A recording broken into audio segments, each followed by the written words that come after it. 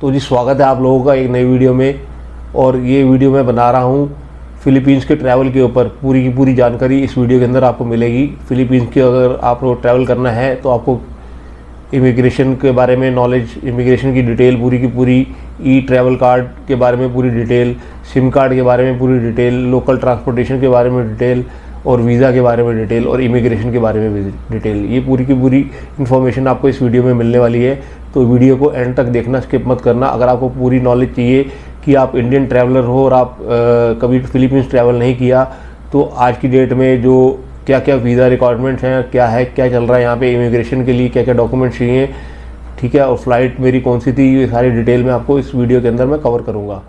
तो मैंने ये फ़्लाइट बुक की थी एयर एशिया की, दिल्ली से कोलालमपुर, कोलालमपुर से मनीला जो कैपिटल है यहाँ की फिलीपींस की, वहाँ तक की। तो ये मेरे को पड़ी थी जी 19,200 रुपये की, इंक्लूडिंग ट्रैवल इंश्योरेंस। रिलायंस का ट्रैवल इंश्योरेंस इसके अंदर इंक्लूड हो। कोई डायरेक्ट फ्लाइट स्टार्ट नहीं हुई है इंडिया से, अक्टूबर में प्लान है एयर इंडिया का, बट वो भी जो है कॉस्ट जो है डायरेक्ट फ़्लाइट की आप ये मान के चलिएगा कि रफली अराउंड 40,000 रुपये के आसपास आएगा।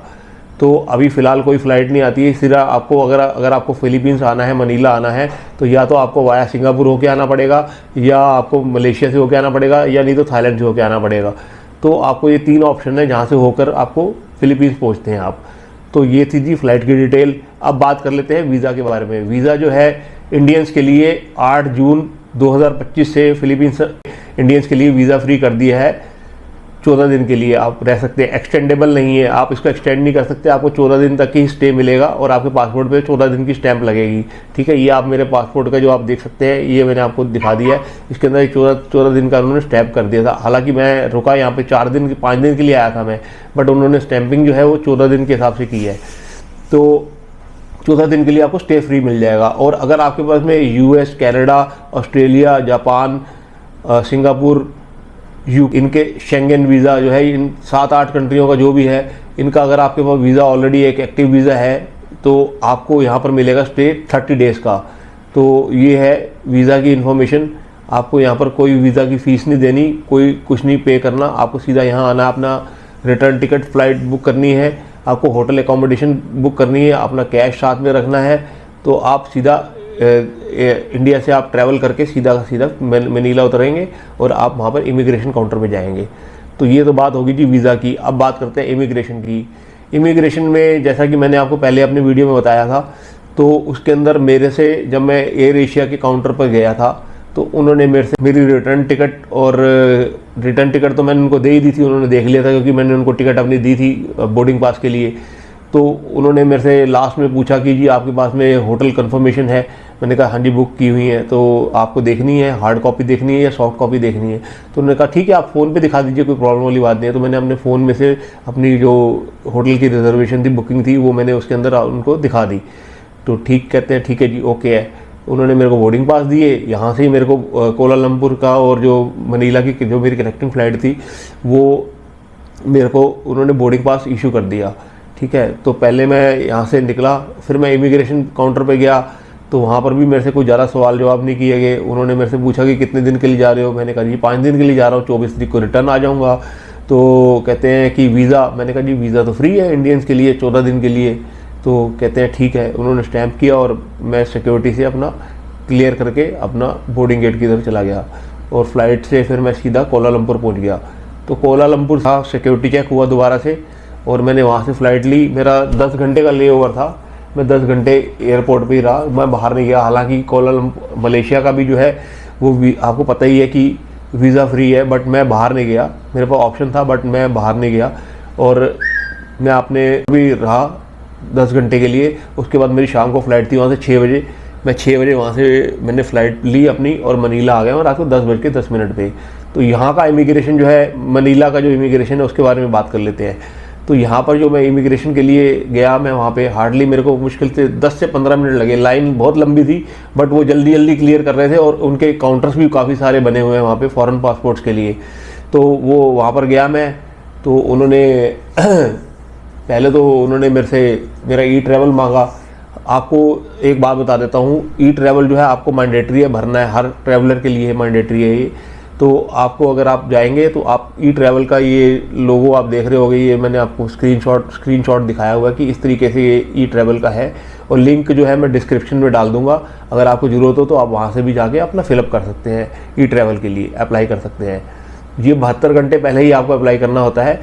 तो अराइवल कार्ड और डिपार्चर कार्ड दोनों भरने होते हैं। अराइवल के लिए, अराइवल जब आपका 72 घंटे पहले भरना है आपको फ़्लाइट से, आपकी जब फ़्लाइट बोर्ड होने वाली है, और जो डिपार्चर कार्ड है वो भी 72 घंटे पहले जब आप वहाँ से एग्ज़िट करने का टाइम आ जाएगा आपका फ़िलीपींस से, तो उससे पहले वो आपको फिलअप करना है। डिपार्चर कार्ड पहले नहीं भरा जाएगा, अराइवल कार्ड पहले भरा जाएगा और डिपार्चर कार्ड भी जो है वो 3-4 दिन पहले ही भरा जाएगा, 3 दिन पहले, जब आपकी फ़्लाइट होगी उससे 3 दिन पहले, 72 घंटे पहले। तो मैं वहाँ गया, उन्होंने मैंने उनको अपना ई ट्रैवल पास दिया, अपना पासपोर्ट दिया और बोर्डिंग पास दिया। तो पहले तो मेरा पासपोर्ट स्क्रॉल करने लगी इमिग्रेशन ऑफिसर, तो उसने देखा कि ट्रैवल हिस्ट्री है, ये काफ़ी बार ट्रैवल कर चुका है। तो एनीवे कोई प्रॉब्लम नहीं थी। उन्होंने मांगा कि do you have she asked me कि do you have a reservation, hotel reservation? I said yes I have. तो मैंने उनको हार्ड कॉपी मेरे पास फोल्डर में थी, मैं हमेशा कैरी करता हूँ, जैसा कि मैं हर अपने व्लॉग में और हर वीडियो में बताता हूँ कि मैं हमेशा अपने डॉक्यूमेंट्स अपने साथ कैरी करके चलता हूँ। मेरे को फ़ोन के अंदर निकालने की, स्क्रॉल करने की, सर्च आउट करने की ज़रूरत नहीं है। अपना प्रिंट आउट निकाला और उनके हाथ में दे दिया। तो मैंने उनको अपना वो रिटर्न टिकट और जो भी डॉक्यूमेंट था होटल रिजर्वेशन का वो मैंने उनको दे दिया। मैंने कहा देख लो आप। तो उन्होंने देखा ओके था, तो उन्होंने क्रॉस वेरीफाई किया मेरी ई ट्रैवल से कि जो मेरी होटल बुकिंग है और जो ई ट्रैवल में मैंने जो होटल का नाम भरा हुआ है वो सेम है या नहीं है। तो उन्होंने वो चेक किया, क्रॉस चेक किया, अपने सिस्टम में उन्होंने अपना पूरी डिटेल फीड अप की, वहाँ पे डाला और उसके बाद क्या कहते हैं मेरे पासपोर्ट पे स्टैंप लगा दी, वेलकम टू फिलीपींस का। ठीक है जी, ये हो गया, ये इमिग्रेशन यहाँ का क्लियर हो गया। उसके बाद मैं बाहर निकला, तो उसके बाद मैंने ली ग्रैब टैक्सी वहाँ से। वहीं पर ही अगर आप बाहर निकलोगे, जैसे अराइवल हॉल में पहुँचोगे तो आपको जैसे जाते ही राइट साइड पे जाना है, ग्रैब के साइनेज वहाँ लगे हुए काफ़ी सारे कि कहाँ पर काउंटर है। तो आप वहाँ से जैसे ही बाहर निकलोगे आप राइट टर्न ले लेना। आपको एयरपोर्ट से बाहर नहीं जाना, आपको अराइवल हॉल के अंदर ही चलना है और राइट लेके सीधे सीधे चलते जाओगे। हार्डली मतलब 10-15 कदम चलोगे तो आपको वहाँ पर लेफ़्ट साइड पे गेट नंबर 6 है, वहाँ के उसके बराबर में ही ग्रैब काउंटर मिल जाएगा। तो वहाँ पर मैं ग्रैब काउंटर पे गया। मेरा सिम कार्ड तो ऑन था ही नहीं, क्योंकि मैं यहाँ से सिम कार्ड नहीं लेके गया था और मैंने ना ही एयरपोर्ट से लिया था। तो फिर मैंने वाईफाई जो है कनेक्ट किया एयरपोर्ट वाला, वो मेरा चला। उसके बाद मैं ग्रैब काउंटर पर पहुँचा तो उन्होंने वहाँ का अपना जो ग्रैब काउंटर का जो उनका वाईफाई था उससे कनेक्ट कर लिया था। तो उन्होंने वहाँ से उसको कनेक्ट कर लिया और उसके बाद वहाँ पर एक लड़की थी, ये लड़की है जो आप देख रहे हो, मिशेल नाम है इसका। She is very helpful. इसने मेरी पूरी मदद की और मेरे को पूरी हेल्प की। मैंने ग्रैब का ऐप डाउनलोड किया और उसके बाद इसने मेरी टैक्सी बुक की अपने उसी ऐप पे और मेरे को उसके ऊपर फर्स्ट यूज़र का जो है 50% डिस्काउंट भी मिल गया। तो मेरी कॉस्ट जो आ रही थी वो अराउंड आ रही थी 400 पीसों के आसपास, ठीक है। तो 400 पीसों के आसपास जो है मेरी कॉस्ट आ रही थी। तो उसके अंदर जब मेरे को डिस्काउंट मिला तो वो समवेयर अराउंड मेरे को 200 पीसों के आसपास मेरे को वो कॉस्ट पड़ी। तो 200 पीसों के अंदर मैं अपने होटल पहुंच गया, ठीक है। तो इसके बाद ये सारा का सारा डिटेल जो है मैंने आपको बता दिया। सिम कार्ड के बारे में बता देता हूँ। सिम कार्ड इंडिया से भी लोगे, अगर आप क्लूक पे, जैसे मैं नॉर्मली थाईलैंड ट्रैवल करता हूँ तो मैं क्लूक पे बुक करके जाता हूँ, क्लूक पे सस्ता पड़ता है। तो लेकिन मैं वहाँ से इस बार क्लूक से मैंने बुक नहीं किया क्योंकि कॉस्टली पड़ रहा था, 1100 समथिंग 1200 के आसपास पड़ रहा था। तो मैंने वहाँ से वो बुक नहीं किया। तो फिर मैंने यहाँ पर आके एयरपोर्ट पे भी दे लिया क्योंकि मुझे पता था यहाँ पे कॉस्टली है। तो उसके बाद मैंने सिटी में जाके 50 पीसों का मैंने एक सिम कार्ड खरीद लिया, 50 पीसों का, 50 पैसों का सिम कार्ड मैंने खरीदा और 100 का टॉपअप मैंने लोड उसके अंदर करवाया, जो कि 7 से आई थिंक 1 हफ्ते के लिए शायद है। और उसके अंदर 8 GB आपको डेटा मिल जाता है। बाकी जगहों पे, हर जगहों पे जाओगे तो आपको वाईफाई वहाँ में मिल जाएगा, आपके होटल में भी वाईफाई है, तो आपको कोई ज़रूरत नहीं पड़ती ऐसी, ठीक है। तो ये आपको मैंने सिम कार्ड के बारे में बता दिया। और रहने की जगह जो है वो मकाटी के अंदर, मकाटी एवेन्यू है, नियर बाय बर्गो स्ट्रीट के आसपास काफ़ी सारे होटल्स बने हुए हैं। बिल्कुल उसके साथ भी एक स्ट्रीट है जहाँ पर काफ़ी सारे होटल बने हुए हैं। मोस्टली 4 स्टार प्रॉपर्टीज़ हैं यहाँ पे, काफ़ी अच्छे होटल्स हैं। तो एवरेज बजट जो है वो आप ये मान के चलो 3000 पीसों, 3500 पीसों का एक 4 स्टार प्रॉपर्टी आपको मिल जाती है। अगर आप लो बजट में रुकना चाहते हो तो फिर आपको समवेयर अराउंड 1500 से 2000 पीसों के अराउंड आपको मिल जाएगा। तो जिस अभी होटल में मैं रुका हूँ ये है रेड प्लैनेट। इनकी वेबसाइट जो है वहाँ पर अगर आप जाके लॉगिन करोगे और रजिस्टर्ड करोगे, अपने आपको एज ए मेंबरशिप लोगे, तो आपको 15% डिस्काउंट जो है वो आपको मिलता है इसके ऊपर, रेड प्लैनेट की चेन पे। जहाँ पर भी all over India, all over world में जहाँ जहाँ इनके होटल्स हैं, अगर आप बुक करते हो तो आपको वहाँ पे 15% डिस्काउंट आपको मिल जाता है, ठीक है। उनका जो भी लिस्टेड रेट होगा उसके ऊपर 15% डिस्काउंट आपको मिल। ये बात होगी जी होटल की, आपको मैंने बता दिया। नाइट लाइफ का वीडियो आपने देख लिया होगा या आने वाला होगा तो आप देख लीजिएगा। कोई इतनी ज़्यादा लंबी चौड़ी नाइट लाइफ नहीं है यहाँ पे। एक बर्गो स्ट्रीट है जहाँ पर सारे के सारे जितने भी क्लब्स वगैरह, नाइट क्लब्स वगैरह सब बने हुए हैं, वहीं पर ही आपको इसी सराउंडिंग एरिया में ही सब कुछ आपको मिल जाएगा। मतलब आपको इधर उधर ज़्यादा भटकने की ज़रूरत नहीं है, ठीक है।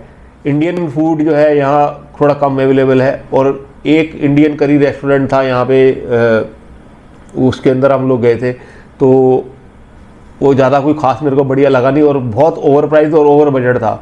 मतलब आप ये समझ लो कि 270 रुपये प्लस 5% टैक्स जो है GST मिला के एक आलू पराठा। कभी इमेजिन किया आपने कि 270 रुपये का आलू पराठा प्लस टैक्सेस, ऊपर से अलग टैक्स अलग। तो मतलब कोई यहाँ पर इंडियन फूड का एक थोड़ी सी चैलेंज है एक थोड़ा सा। अगर आप लोकल फूड खा सकते हो तो आप लोकल फूड खा के अपना सर्वाइव कर सकते हो उसमें। 7-Eleven यहाँ पर अवेलेबल है सब जगह पे।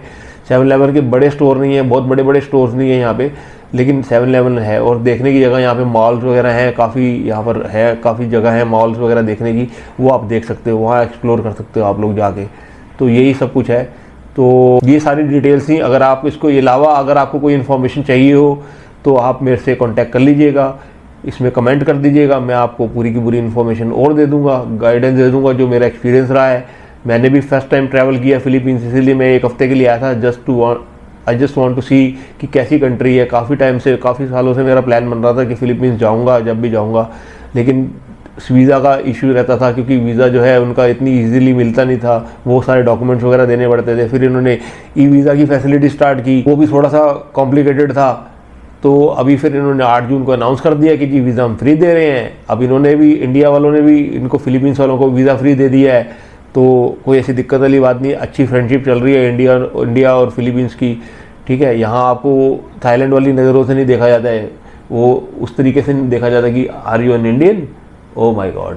तो वो यहाँ पर नहीं है। थोड़ा इंडियंस को ये लोग थोड़ा सा लाइक करते हैं, बट वही है कि अगर आप बदतमीज़ी करोगे तो फिर तो कोई भी बर्दाश्त नहीं करेगा।